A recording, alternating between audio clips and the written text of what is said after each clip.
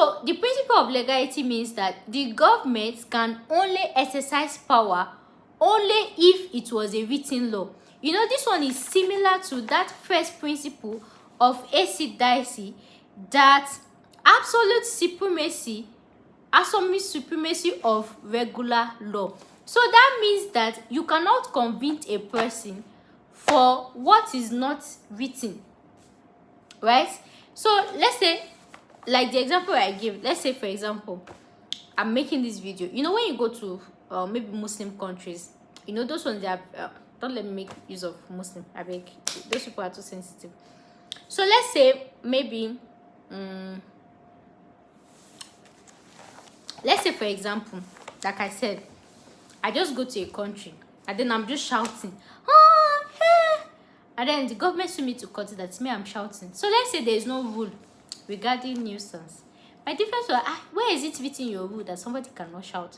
So you cannot criticize me for what is not written in your rule. So if it's not in your rule, it is not, I did not break anything, right? So that's what it means. So the police or the government cannot arrest me for making noise if it's not in their constitution that don't constitute nuisance, don't make noise or don't shout, because it's not in their rule. So what exactly are you charging me for?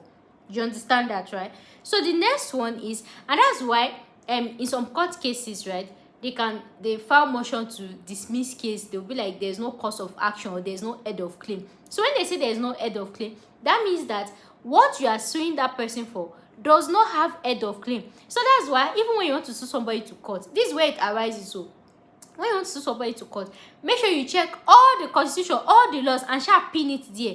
So let's say somebody is shouting at you. I know there's no specific rule of shout, don't shout. You just carry that shout and pin it.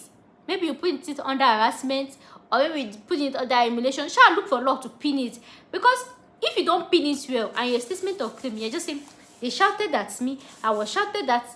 The defendant can easily dismiss your claim that shouting at somebody is not an head of claim. I hope you understand that. In my subsequent video, I'll teach you guys how to relate to head of claim. So the next one is separation of powers. So guys, I hope this video was helpful. I was able to clarify so many of your doubts regarding this topic. So if you find this video helpful, give me a like, give me a share, subscribe, and I'll see you guys in my next one. Bye for now.